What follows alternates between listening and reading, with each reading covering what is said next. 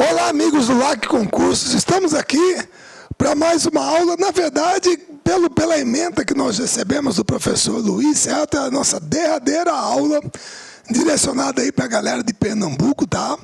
Certo? E o último tópico que nós deixamos é a economia de Pernambuco, e junto também estão incluídas as pautas de importação e exportação do Estado, que é uma coisa mais simples. E aí, como vocês sabem muito bem, a gente tem que correr atrás das informações, moçada, aí para buscar e montar a aula para vocês. Então, boa parte do que a gente traz aqui para vocês é pesquisa feita na internet, certo? Não posso ser muito, cínico e hipócrita aqui de falar para vocês o contrário. Afinal de contas, é um cara de Mato Grosso falando com vocês sobre a economia de Pernambuco, as características naturais de Pernambuco. Então a gente procurou fazer o nosso melhor para levar o máximo possível de informação para que vocês tenham sucesso nos concursos que eventualmente vocês prestem lá no Leão do Norte, que é como é conhecido o nosso querido estado de Pernambuco. Certo? Beleza? Então, antes de começar, porque a gente já começa direto, é bom lembrar o seguinte: eu não fiz um histórico, não fiz um histórico, tá?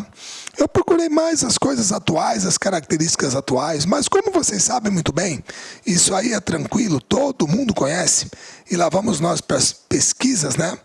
E aí, atendendo a Milena, que me mandou outro dia uma sugestão. Milena, eu estou digitando capitanias hereditárias, tá? É isso que eu estou buscando aqui, tá joia? Você está vendo lá no buscador. Então, como todo mundo se lembra, moçada, essa aqui foi a primeira maneira pela qual os portugueses tentaram organizar o território brasileiro, certo? Capitanias hereditárias. Você tinha as capitanias, vários donatários tinham mais de uma capitania, certo? E no caso de Pernambuco era Duarte Coelho. Pessoal, você lembra que esse sistema aqui não prosperou porque apenas 2 capitanias deram certo e porque apostaram na mesma coisa. E aí, inclusive, vem o primeiro grande boom econômico, vamos dizer assim, que foram Pernambuco e São Vicente, as 2 capitanias, que apostaram no mesmo gênero agrícola trazido da Ásia para cá, a cana-de-açúcar. Certo, pessoal? A cana-de-açúcar, ela se adaptou super bem ao litoral, ao clima tropical, ao solo de Massapê, certo? Um solo mais argiloso, tá? E ela se deu super bem aqui e prosperou. É claro que depois a turma acabou com isso aqui, os portugueses acabaram com o sistema de capitanias hereditárias, a gente passou para o governo geral, tá? Mas Pernambuco era o centro econômico do Brasil, certo? Era o centro econômico, o principal produtor de cana-de-açúcar, certo? A produção voltada para o mercado externo.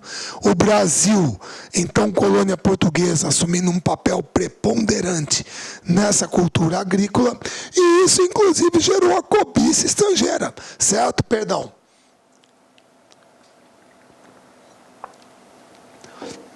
A cobiça estrangeira que será traduzida nas invasões holandesas, certo? Que é traduzida na invasão holandesa do Nordeste, especificamente na cidade, não no estado de Pernambuco, e nas cidades de Olinda e Recife, certo?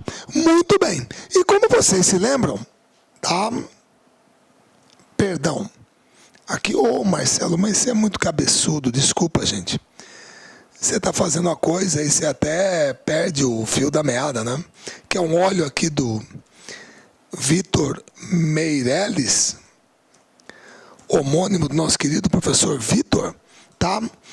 Esse aqui é um óleo em tela da famosa Batalha dos Guararapes, certo?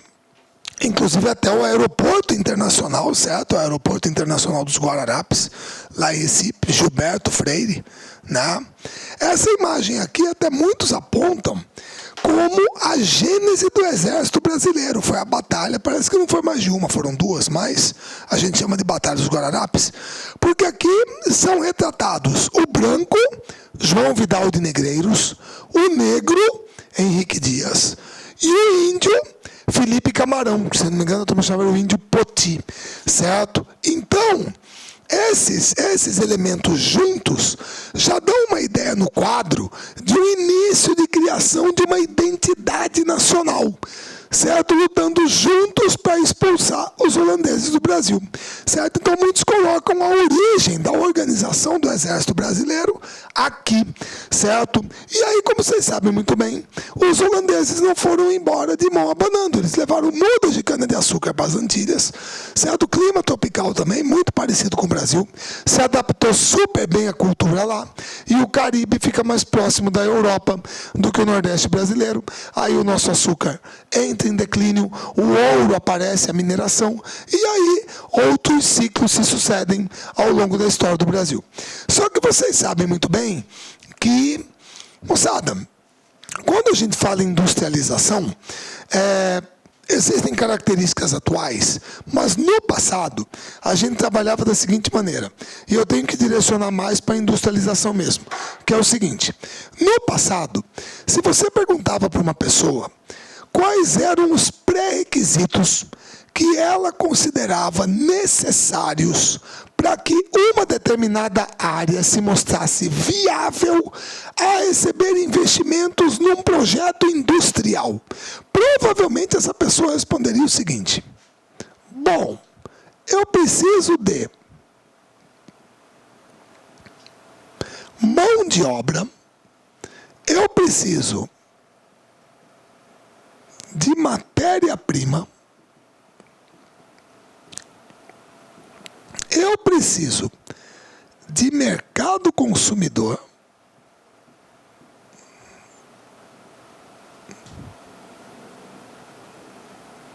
eu preciso de energia e eu preciso de transportes.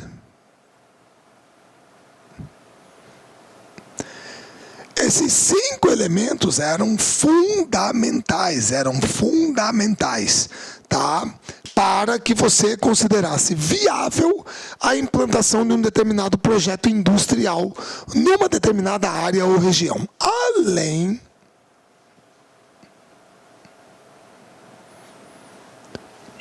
do capital, é óbvio, você tem que ter capital para investir. Pessoal, então, quando você analisa isso aqui na história do Brasil, e até mesmo também a questão do capital, fica muito claro que ao longo da história, quem melhor ofereceu essas condições para a promoção de um projeto de industrialização em maior escala, obviamente foi o estado de São Paulo. Você pode falar até a região sudeste como um todo, mas especificamente o estado de São Paulo. A gente até fala na aula de industrialização do Brasil que é uma ironia, porque você se lembra que durante o Império, o Segundo Reinado, a gente teve a figura de Irineu Evangelista de Souza, o Barão de Mauá, um cara que sonhava com um Brasil diferente, um Brasil mais moderno, dinâmico, industrializado. No entanto, ele perdeu o debate político-econômico dele para a turma do café. O pessoal não queria abrir mão da escravatura, da economia agrária exportadora, o café dava muito lucro.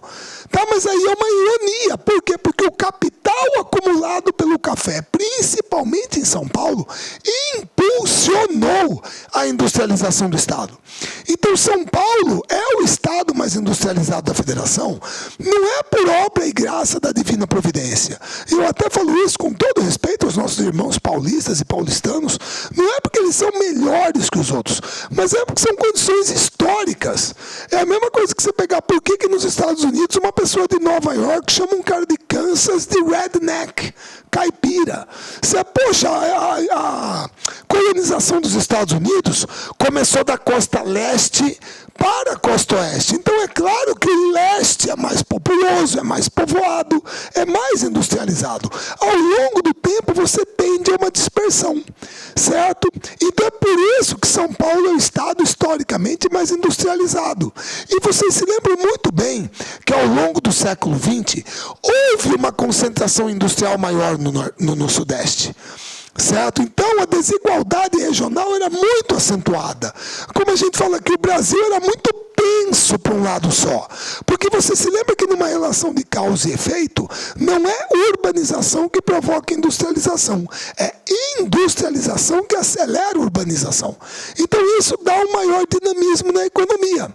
Tanto é verdade que no governo do Dr. Juscelino Kubitschek de Oliveira, o professor Celso Furtado pensou a SUDENE dessa maneira. A Superintendência de Desenvolvimento do Nordeste, ela foi criada para tentar o quê? Minimizar, diminuir essa desigualdade, para atrair investimentos para o Nordeste brasileiro.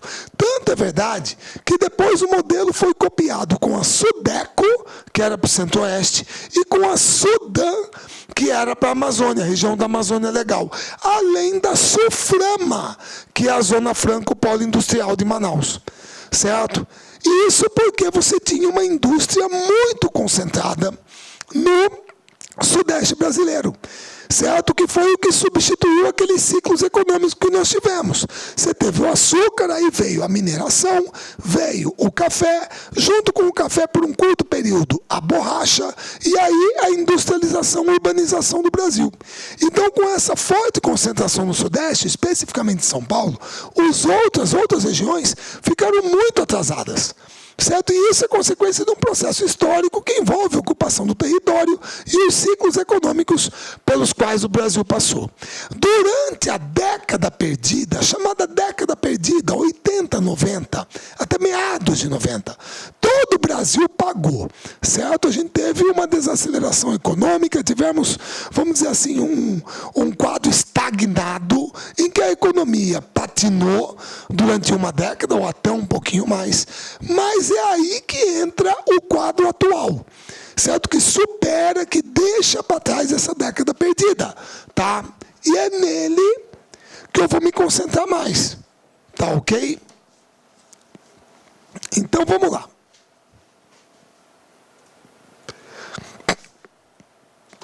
Bom, a economia de Pernambuco tem como base a agricultura, a indústria e serviços. Pessoal, isso aqui também é uma coisa meio, desculpa falar, é meio óbvio. Até porque eu não quero que você confunda duas coisas. Olá, meus amigos! Gostou da aula do professor? Professor top de linha, não é isso? Se você gostou, se você quer continuar assistindo essa videoaula até o final, quer fazer o nosso curso completaço e super atualizado para o concurso da Polícia Militar do Estado de Pernambuco, convido você a acessar nosso site, o site lacconcurso.com.br. Lá tem um curso completaço para este concurso pós-edital. Olha só, meus amigos, nosso curso completaço, o investimento é apenas de 10 mensalidades de R$20, prazo de acesso de 100 dias. Durante esse período você poderá assistir quantas vezes quiser e na hora que desejar. Nós acreditamos muito no nosso curso, acreditamos muito na nossa prestação de serviços, que ano passado e o começo desse ano, nós já lançamos 4 turmas pré-editais. Claro, com a publicação do edital, nós lançamos agora a turma pós-edital.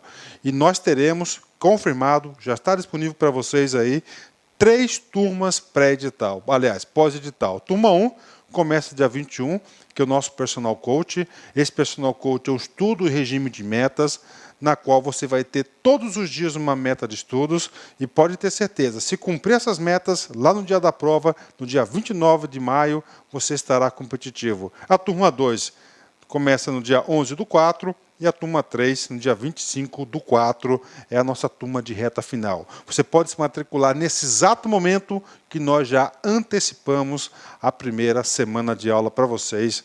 Pode vir, pode estudar conosco, que eu tenho certeza que você não vai se arrepender. Tá certo, meus amigos? Um forte abraço, eu fico com Deus e espero você. Tchau, tchau. Clique lá.